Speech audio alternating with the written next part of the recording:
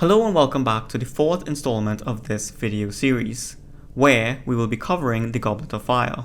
In this novel, we have to talk a lot about J.K. Rowling herself, as her views begin to represent themselves through Hermione and through her portrayal of Voldemort. There are also some smaller points to be made about journalism, the media, and the government, which would lead into the themes of the fifth book. So without further ado, let's begin. At the very beginning of the book, there is a clash between the Dursleys and the Weasleys, as the Weasleys come to the Dursleys' living room in order to fetch Harry for the Quidditch World Cup. And here we have the Dursleys' obvious prejudice against wizards being shown. Fred and George play a prank on Dudley that causes his tongue to grow abnormally large, causing Petunia and Vernon to go hysteric. Now, the twins say they didn't do this because he was a muggle, but because he was a bully toward Harry. But Arthur has a great point, that sort of behavior is exactly what leads to a rift between muggles and wizards in the first place, and that their actions would only make the Dursleys more reluctant to accept magic. At the Quidditch World Cup, Hermione is introduced to Winky the house elf, who was attached to the Crouch family. However, when the dark mark is conjured in the sky after the match, Winky is seemingly caught red-handed, holding a wand and lying at the scene of the crime. She is sacked from the Crouch family, much to her dismay, and Hermione begins to speak about the way house elves were treated. "You know, house elves get a very raw deal," said Hermione indignantly. "It's slavery, that's what it is. That Mr. Crouch made her go up to the top of the stadium, and she was terrified, and he's got her bewitched so she can't even run when they start trampling tents. Why doesn't anyone do something about it?" "Well, the elves are happy, aren't they?" Ron said. "You heard old Winky back at the match. House elves is not supposed to have fun. That's what she likes, being bossed around." "It's people like you, Ron," Hermione began hotly, "who prop up rotten and unjust systems just because they're too lazy to..." And throughout the book, she would continue to advocate for their well-being and freedom. And throughout the book, characters will constantly tell her that it isn't what the house elves want. The house elves in the book were largely happy to work for their masters. Winky is reduced to a complete wreck after being separated from her master, Barty Crouch, and later on, Kreacher would be completely miserable when his first masters, the Black family, had all died out. However, when Harry, Ron, and Hermione begin treating Kreacher nicely, the house elf's mood changes drastically, and he becomes a great friend to the trio, regularly cooking them meals and keeping the house in a clean state for them when they got home. So by and large, the house elves were quite happy with their current relationship with wizards. The only exception seemed to be Dobby. Dobby was attached to the Malfoy family, and they treated him like vermin, and constantly abused him, which is why Dobby wanted to be set free. However, Hermione views Dobby as a trailblazer for the other house elves, who should follow in his example and be set free. They should ask for wages, sick leave, and be offered equal rights to wizards. Ron, Fred, and George continue to point out how happy the house elves are currently with their situation. Hagrid also tells Hermione that they would be extremely unhappy if they were set free, and house elves themselves say that they don't want freedom. Hermione insists it is what they want, because they have been brainwashed for too long, and tries to convince them of this. But the house elves simply get angry and shoo her, Harry, and Ron from the Hogwarts kitchens. Hermione is extremely reminiscent of modern-day SJWs, who get triggered on behalf of a minority and try to advocate things for them that she believes is what they want, whilst ignoring the voices of that minority group in the process.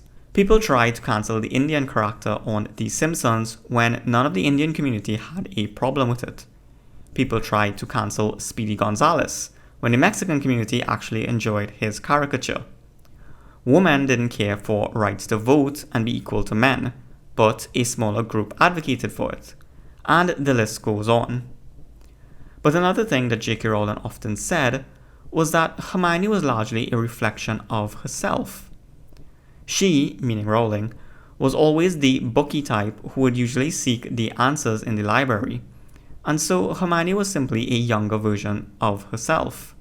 But what's interesting is that while writing Hermione to be one to advocate for these sorts of things, she also presents lots of counter-arguments against her own ideas or beliefs. And this is represented in the characters that push back against Hermione, like Ron, Fred, George, Hagrid, and even the house elves themselves. And when they push back against Hermione, it is almost comical. It's almost as if she recognizes how silly Hermione was being at a young age.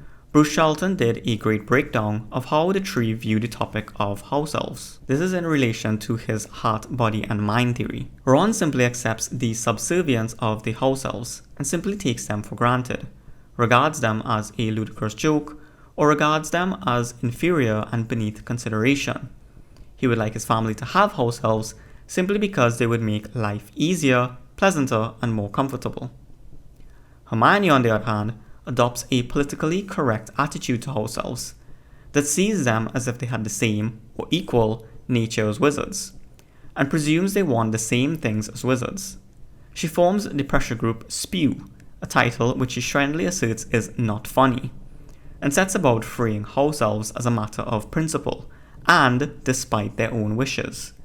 Indeed, Hermione goes so far as to try and trick the Hogwarts house elves into freedom without their consent and against their expressed wishes, by hiding objects of clothing where elves might accidentally pick them up and thereby become magically freed. Hermione thinks she knows better than the house elves what they really want. House elves have, she implicitly believes, although not using this vocabulary, been indoctrinated with a false consciousness that makes them act against their own interests, and therefore required to be liberated for their own good by a quasi-Bolshevik revolutionary vanguard of enlightened wizards in the form of S.P.E.W, of which she just happens to be founder and leader.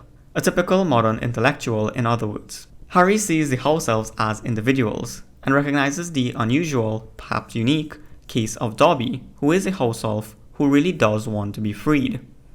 On the other hand, he acknowledges the tragedy of Winky, who is freed against her wishes, and is completely lost and takes refuge in perpetual drunkenness. Harry's attitude is that house elves are different and should be treated differently according to their nature, and should properly be treated kindly, politely, and respectfully. But Hermione goes further than house elves. She also states that people have an unhealthy prejudice against giants and werewolves. However, both giants and werewolves are extremely dangerous in the books. The giant race were incredibly warlike and aggressive. Hagrid and Madame Maxime are exceptions to the rule. Lupin is a werewolf, and when he did transform, he could have hurt or even killed someone despite being a nice person. Bruce Charlton puts it best. At a superficial level, the Harry Potter series is about the evil of prejudice, a characteristically modern and politically correct concern. Yet, again and again, the anti-prejudice message is qualified by the deep structure of the novels. So, in one of the funniest plotlines, Hermione forms a society for the promotion of elfish welfare, S.P.E.W, based on her own notions of what house elves really want, as contrasted with the very different ideas they express and the preference they show by their behavior. Hermione seems obsessed by the unique example of Dobby, who is apparently the one and only house elf who wants to be free, whereas it seems that every other house elf wants to be a lifelong indentured servant or slave, and is made utterly miserable by any other condition of life. The humor comes from the jarring contrast between Hermione's impeccably PC ideals and the actuality of house elf behavior, a contrast which Hermione interprets as being due to false consciousness, the successful indoctrination of the house elves. Her irrefutable assumption is that if only all house elves could be free, against their will of course, then eventually they would be happier. A further element of acute observation comes from the fact that Hermione will not kiss Ron until he too embraces her delusion, or at least doesn't contradict it. This phenomenon of sexually transmitted political correctness is a very common matter in modern life. Another example comes from the plotline about Hagrid being half giant. This emerges in The Goblet of Fire, when Hagrid's admission that his mother was a giantess leads to a press scandal and calls for his sacking, on the basis that wizards are prejudiced against giants. This prejudice is shown by dark wizards who presumably dislike the mixed blood aspect, but also shared by good wizards such as the Weasleys, who remember that the giants supported Voldemort. Yet, When real giants are encountered in the Order of the Phoenix, it is clear that they are indeed a species worthy of prejudice: stupid, clumsy, and violent. And if giants are not all evil, Hagrid's half-brother Grawp ends up fighting on the good side, then clearly most of them are evil, and they are very readily seduced to evil. So at the end of the day, it seems that a prejudice against giants is perfectly rational. Thus the world of Harry Potter avoids, in its deep structure, the current insanity of extreme leftism, which regards all prejudicial stereotypes as evil merely because there are exceptions. We should not therefore behave like Hermione and reject all prejudice in a way that condescends to and disregards the expressed desires and revealed preferences of the mass of house elves, on the basis that the stereotype of happy service is not wholly and always accurate in every conceivable circumstance. And any wizard would be foolish in the extreme to blunder into a giant's colony unarmed on the assumption that they might be like Hagrid. Common sense tells us that prejudices and stereotypes are necessary, useful, indeed inevitable, but that to avoid injustice and cruelty, we need to be aware of any exceptions, the likes of Dobby and Hagrid, and treat them differently. All of this being said, it is rather interesting and something to bear in mind when we speak about J.K. Rowling herself. Another thing to point out throughout the book is the presence of the journalist Rita Skeeter, who constantly warps the truth and reports lies about Harry, Hermione, and Hagrid.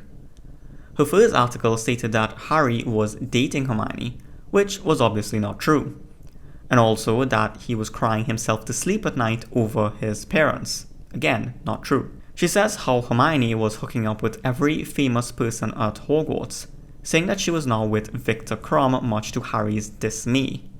And finally, she wrote how Harry was dangerous and deranged as his scar kept hurting him. He was having fainting spells around the school, and he could speak Parseltongue. And all of these things are readily accepted by the public in Harry Potter, and they believe it to be the truth, so much so that they actually begin sending death threats to Hermione because of her apparent betrayal to Harry in their relationship. This is an obvious parallel to journalism and media today, where the truth can be stretched and exaggerated and presented as truth. Now, Rita Skeeter does it for fortune and fame. The media does it in real life to pull the wool over the public's eyes and hide the truth from them, usually for political reasons. Both use their outlets to slander those they do not like. But the main political motivator for hiding the truth in today's society ties a bit into Cornelius Fudge's actions at the end of the book, where he denies the truth to remain in a sphere of comfort and order. The media hiding the truth seek to reinforce the delusions of the left, and in most cases they choose not to report on issues that contradict their idea of equality, or outright deny and warp the truth as a smokescreen to blur the truth as much as possible. Rita Skeeter is quite sinister, but nowhere near as sinister as today's media. The movie adaptation for this book is easily the worst one. There are no scenes in this entire movie that ever once capture the characters in the book, but to get into all of them would take a lot of time. Instead, I'll point out the worst infractions. First, let's deal with Harry the victim.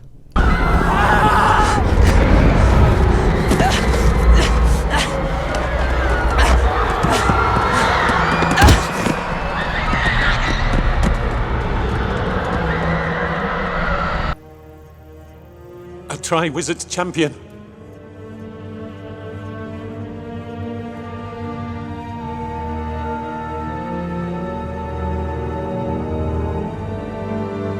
He wanted me. I don't know why, but he was going to use this man to get to me. People die in this tournament. I'm not ready for this, Sirius. You don't have a choice.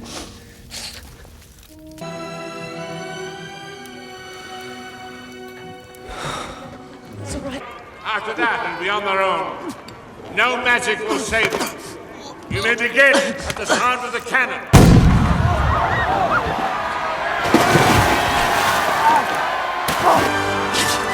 It's all right. It's all right, party. Go get him another towel. I want all the judges over here now.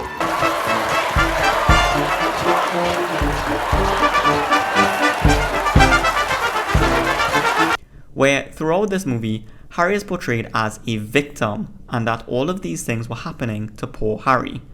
Poor Harry, who was very meek and shy and nervous and reminds me of this meme. In other words, he was rather weak. However, in the books, Harry rises to each occasion. Sure, he is nervous about competing, but he powers through it constantly, battling bravely against the dragon, rescuing Ron and Gabrielle from the lake, and then getting through the maze obstacle course. Even when faced with Voldemort, Harry stood to fight against him, wanting to die like a man, on his feet and fighting back. And he ends up overcoming Voldemort and returning to Hogwarts, where he wasn't crying over Diggory's body, but was really out of it and physically weak after all the ordeals he went through that night. There are 2 counts of outward emotion in the book, and that was when Ron interrupted him chatting with Sirius just as Sirius was about to tell him how to get past the dragon, and when Harry was laying in the hospital wing feeling guilty about asking Cedric to grab onto the cup together with him, inevitably leading Cedric to his death. In the first scene, he gets angry at Ron for being silly, and in the second, he sheds a single tear and was comforted by Mrs. Weasley, who hugged him in a very motherly way. But Harry's best quality was removed from the movie, where it constantly seemed as if he just wanted to give up and not win the tournament. It's over, he told himself. You can't do it. You'll just have to go down to the lake in the morning and tell the judges. He imagined himself explaining that he couldn't do the task. He pictured Bagman's look of round-eyed surprise, Karkaroff's satisfied, yellow-toothed smile. He could almost hear Fleur Delacour saying, "I knew it. He is too young. He is only a little boy." He saw Malfoy flashing his Potter Stings badge at the front of the crowd, saw Hagrid's crestfallen, disbelieving face. Forgetting that Crookshanks was on his lap, Harry stood up very suddenly. Crookshanks hissed angrily as he landed on the floor, gave Harry a disgusted look, and stalked away with his bottle brush tail in the air. But Harry was already hurrying up the spiral staircase to his dormitory. He would grab the invisibility cloak and go back to the library. He'd stay there all night if he had to. One tip of light, he crept along the bookshelves, pulling down more books of hexes and charms, books on merpeople and water monsters, books on famous witches and wizards, on magical inventions, on anything at all that might include one passing reference to underwater survival. He carried them over to a table, then set to work, searching them by the narrow beam of his wand, occasionally checking his watch. 1 in the morning, 2 in the morning. The only way he could keep going was to tell himself over and over again, next book, in the next one, the next one. It was very slow work. He could no longer use his webbed hands to propel himself forward. He worked his flippers furiously, but Ron and Fleur's sister were like potato-filled sacks dragging him back down. He fixed his eyes skyward, though he knew he must still be very deep. The water above him was so dark. Merpeople were rising with him. He could see them swirling around him with ease, watching him struggle through the water. Would they pull him back down to the depths when the time was up? Did they perhaps eat humans? Harry's legs were seizing up with the effort to keep swimming. His shoulders were aching horribly with the effort of dragging Ron and the girl. He was drawing breath with extreme difficulty. He could feel pain on the sides of his neck again. He was becoming very aware of how wet the water was in his mouth. Yet the darkness was definitely thinning now. He could see daylight above him. He kicked hard with his flippers and discovered that they were nothing more than feet. Water was flooding through his mouth into his lungs. He was starting to feel dizzy, but he knew light and air were only 10 feet above him. He had to get there. He had to. Harry kicked his legs so hard and fast, it felt as though his muscles were screaming in protest. His very brain felt waterlogged. He couldn't breathe. He needed oxygen. He had to keep going. He could not stop. And then he felt his head break the surface of the lake. Wonderful, cold, clear air was making his wet face sting. He gulped it down, feeling as though he had never breathed properly before, and panting, pulled Ron and the little girl up with him. Next, we can move on to Dumbledore's famous line, to choose between what is right and what is easy, which was stripped of all meaning in the films. Remember Cedric. Remember, if the time should come when you have to make a choice between what is right and what is easy, remember what happened to a boy who was good and kind and brave because he strayed across the path of Lord Voldemort. Remember Cedric Diggory. The line was said in relation to Cedric's death. Cedric was a symbol for them to rally behind. He was the first to die at Voldemort's hand. He would be the martyr for their cause. By remembering Cedric, they would have their moral compass aligned and know that they had to oppose Voldemort. But this very powerful message was stripped away because instead, Dumbledore simply says this to Harry in the Gryffindor dormitory in the movie without any real meaning behind it. Dark and difficult times lie ahead. Soon we must all face the choice between what is right and what is easy. It was stripped of even more meaning in those god-awful Fantastic Beasts movie. But I won't get into those abominations for the time being. In this movie, there really are very few scenes where the trio are shown as a trio. They don't seem like friends in this movie really. Ron was shown to be much grumpier in the movie when compared to the books. He was indifferent towards Harry at first, but there were points where he regretted it and perhaps wished to just bury the hatchet and be friends again. Might have let your best friend know, though. Let you know what? You know bloody well what. I didn't ask for this to happen, Ron. Okay? You're being stupid. Yeah, that's me. Ron Weasley, Harry Potter's stupid friend. Piss off. Both Harry and Ron missed being friends. Hermione was the one to point this out in the books, and when they did make back up at the end of the first task, it was like nothing had ever come between them. The trio's close relationship and bond with one another was wholly cut from this movie. There aren't any wonderful scenes between them. In addition to this, Hermione really comes across as quite annoying in the film. Wake up! Wake up, Ronald! Bloody hell. Honestly, get dressed. And don't go back to sleep. Come on, Ron! Your mother says breakfast's ready. Stop it! Can't you see it's bothering him? Stop it! Well, you can tell Ronald... I'm not an owl! You're one, Harry! You're one! Losing you. How dare you! Besides, I can take care of myself. Doubt it. He's way too old. What? What? That's what you think? Yeah, that's what I think. You know the solution then, don't you? Go on. Next time there's a ball, pluck up the courage and ask me before somebody else does. And not as a last resort. Well, that's just completely off the point. Harry. Where have you been? Never mind, off to bed, both of you.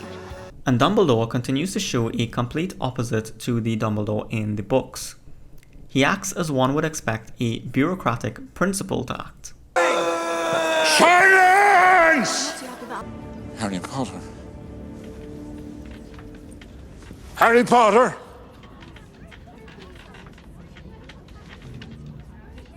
No. No. Harry Potter! Attention! The winner is... You see, Harry, I've searched and searched for something. Some small detail. Something I might have overlooked. Something that would explain why these terrible things have happened. Every time I get close to an answer, it slips away. Silence! Contestants, gather around. Quickly! Severus!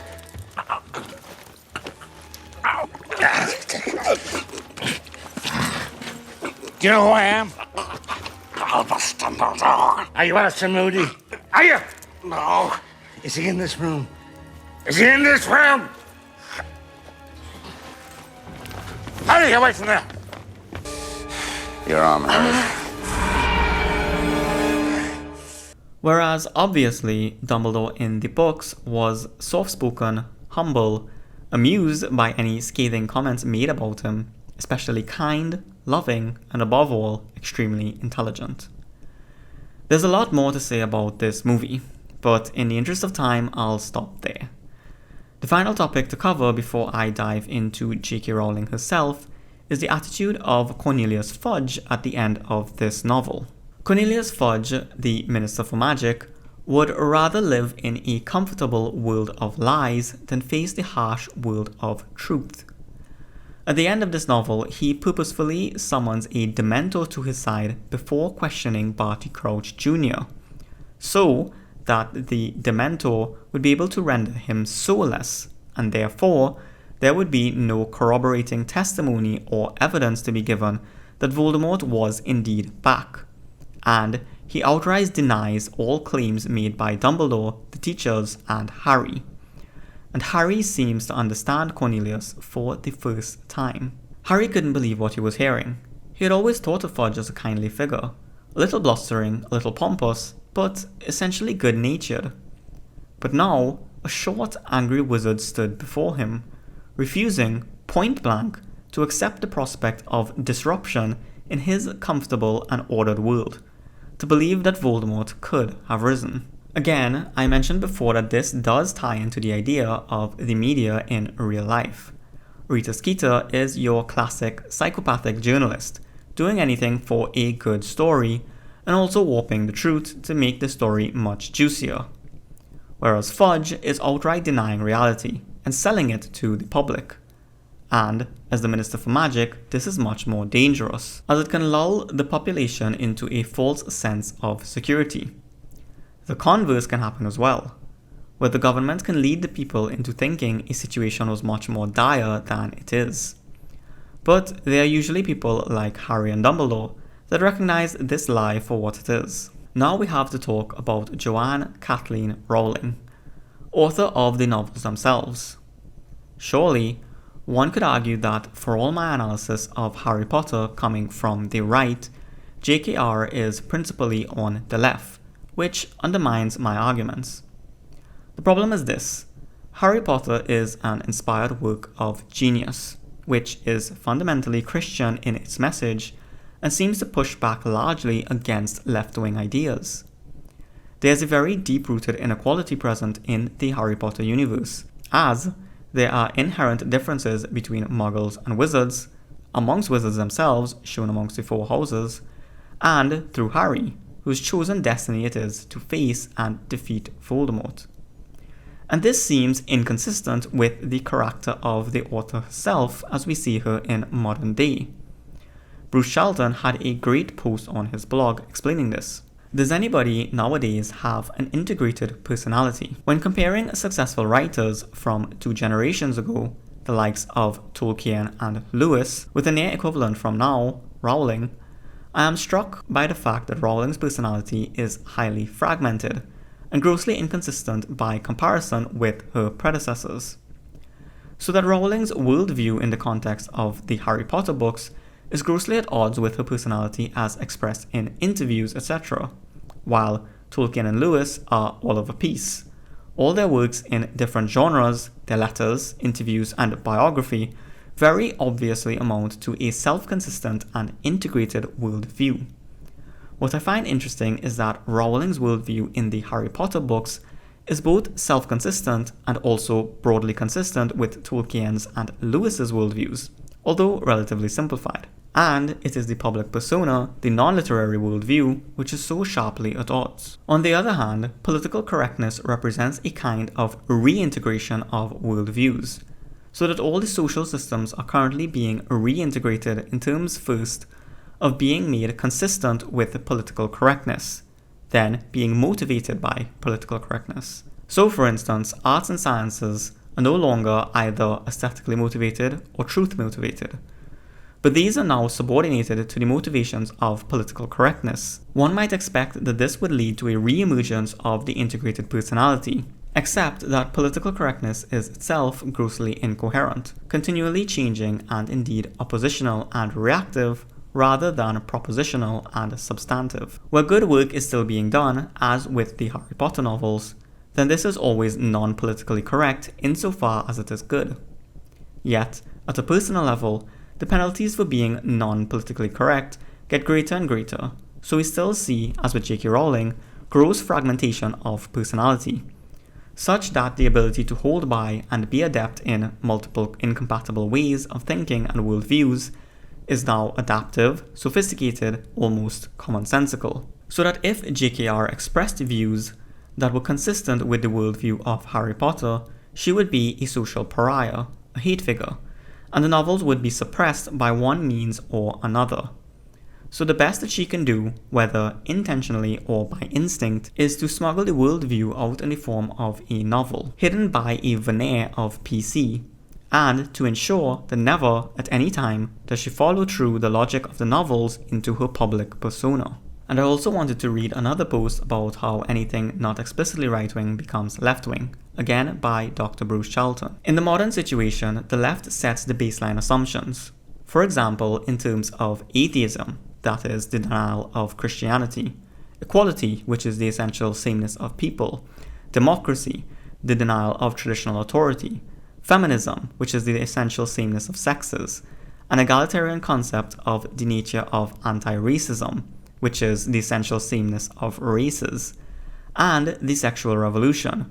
Whatever appeared bad is now recognized as good, and vice versa. Since these are assumptions, they frame institutions and shape their organization over time, unless and except the institutions explicitly defines itself against them. The institution or individual that does not wish to become swept leftwards must therefore either isolate itself from modernity or set up a screen to filter the mass of incoming stimuli for any such assumptions and then react against them. So, to take the example of J.K. Rowling, the Harry Potter series successfully walked a tightrope between its superficial postmodern leftism and an underlying Christian traditionalism.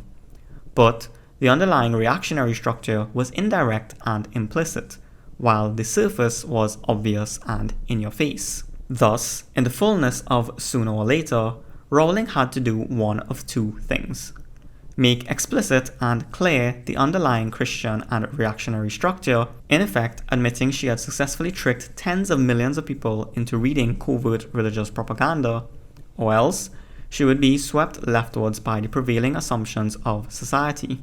If she had chosen the first path, there would, without any shadow of a doubt, have been an immediate, immoderate, coordinated and sustained campaign to discredit and demonize the Harry Potter books, in which the whole weight of international mass media, that is, the center and origin of world leftism, would have been involved. So clearly, we have to separate the work from the author, because she cannot be trusted to show the true nature of Harry Potter. JKR has abandoned Harry and all that he stood for, but at the time of writing Harry Potter, there were still some things that were deeply rooted in her mind. It's clear to persons reading the novel that there are parallels between the Death Eaters and the Nazi Party, between Voldemort and Hitler, and Ms. Rowling has said that Jessica Mitford is one of her great influences and role models when she was young.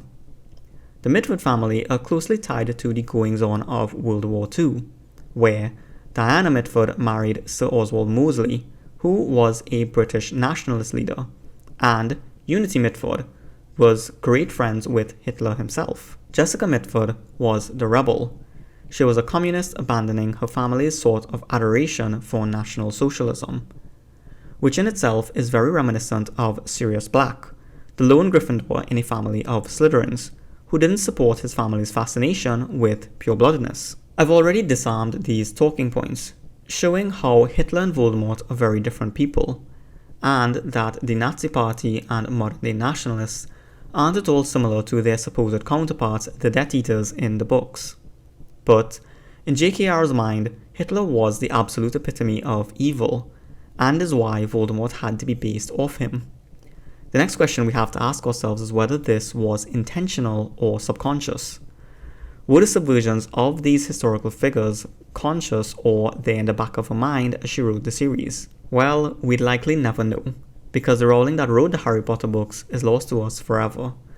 The frame of mind and the inspired genius that came over her whilst writing the books has left, and now we have a shadow of what she once was. Clearly, World War II has had a great impact on the book, but only the propagandistic mischaracterizations of World War II, and not historically accurate depictions of it as I've attested to in this video series previously. Voldemort and his followers express pleasure and joy in torturing and even murdering Muggles, and those of Muggle descent, whereas Hitler explicitly expressed that no harm were to come to the Jewish people during the war. Voldemort wishes to become a supreme ruler over both wizards and Muggles, because he feels superior to all others.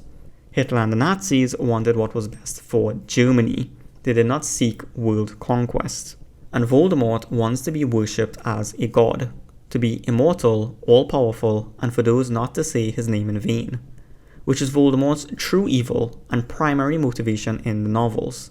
None of this is characteristic of Hitler or the Nazis, and it is very far from modern-day nationalists. But the characterization of Voldemort as Hitler is a very surface-level notion, and one that unfortunately most people would take from the novel, as very few can recognize the much deeper and profound evil of Voldemort in his subversion of God, and wishing to replace God with his own image. I still have a few novels to get through, but by and large I don't think JKR's misconception and demonization can outshine the positive messages in the book, especially considering that Harry wins against evil in the end.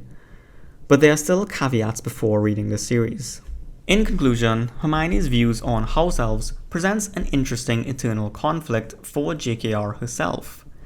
Since Hermione is meant to be a portrayal of JKR herself in the books, but Hermione is usually shut down by good counter-arguments to her own ideas. Hermione still stiffly refuses to acknowledge what people tell her or what the house elves' express interests are, but she can never make a proper case for her arguments. She always skirts the issues or restates her points louder and angrier so that Ron and Harry don't want to get into an argument with her. And the movie, much like modern-day Rowling, has completely abandoned anything that Harry Potter stood for. I have to stress again how no scene in this movie is redeemable. There is not one portrayal of a character or even a line given that seems to line up with what is represented in the books. After due consideration, the Ministry has concluded that for their own safety, no student under the age of 17 should be allowed to put forth their name for the Triwizard Tournament. This decision is rubbish! That's rubbish! You don't know what you're doing! Yes!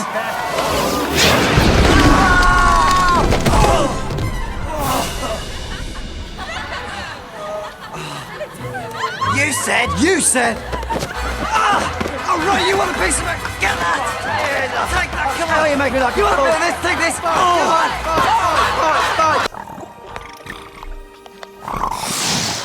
Mr. Crumb?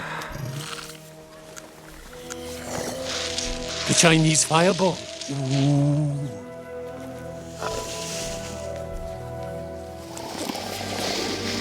The Swedish short snout. Which leaves... Long tail. What's that, boy? Nothing. The Hungarian horntail. These represent 4 very... Brilliant. That makes me feel loads better. At least I warned you about the dragons. Hagrid warned me about the dragons. No, I did. No, don't you remember? I told Hermione to tell you that Seamus told me that Bavati told Dean that Hagrid was looking for you. Seamus never actually told me anything, so it was really me all along. I thought we'd be all right, you know, after you figured that out. Who could possibly figure that out? That's completely mental. Yeah, isn't it? I suppose I was a bit distraught. Boys.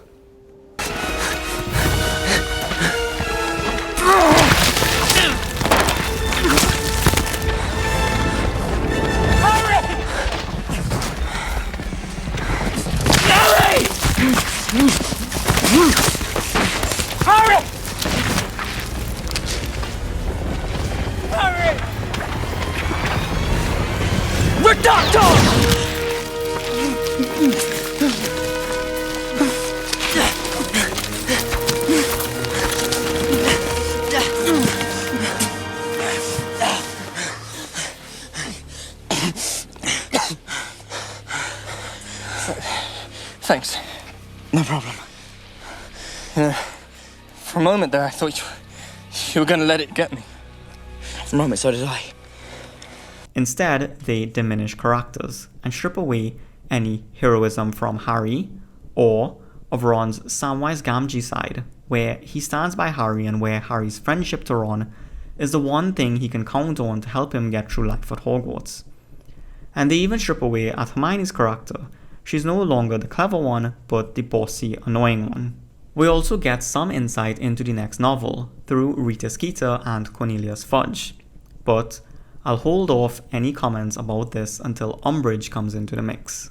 We also get some insights into JKR and what influenced her during her writing of Harry Potter. The Black family seems to correspond to the Mitfords, where Sirius is the rebel who abandoned his fascistic family because their views were too extreme, and where Bellatrix and Narcissa might parallel Unity and Diana. Unity, who had a fascination for Hitler, Bellatrix and Voldemort, and Diana, who married Oswald Mosley, Narcissa and Lucius. Finally, Harry Potter has been largely heralded as anti-white, but this sentiment stems from drawing parallels between figures such as Voldemort and Hitler, the Death Eaters and Nazis, between pure-bloodedness and nationalism. But the reality of it is, and what I've been doing for this series, is showing that the two don't line up. So one really shouldn't equate nationalism or Hitler to Voldemort and pure-bloodedness, because it simply isn't the same. The thin strand equating the two in the books is advocacy for pure-bloodedness, which seems to mirror white nationalism and advocacy for one's own people. But the real villainy of Voldemort is in his subversion of God, and his proclivity for cruelty. The truly unfortunate fact is that Harry Potter is so widespread in today's world that one might hear these parallels being drawn anyway. Which brings us to that caveat I mentioned earlier when reading these books. These books are genius, they're brilliant and beautiful and inspiring, and children ought to read them, but they must not be swayed by the leftist agenda of aligning Voldemort and his followers as white nationalists. Hopefully by the end of the series, I can show that Harry does not stand against you, but with you. For now, be proud of who you are. Be proud of your culture and your people, and don't let anyone strip that pride away from you. And that brings us to the end of the video. If you enjoyed it, consider giving it a like or a dislike if you didn't. Let me know your thoughts in the comments below, subscribe for more, and if you'd like to support the channel, consider checking out my novel on Amazon. Thank you all for watching, and I'll see you in the next one.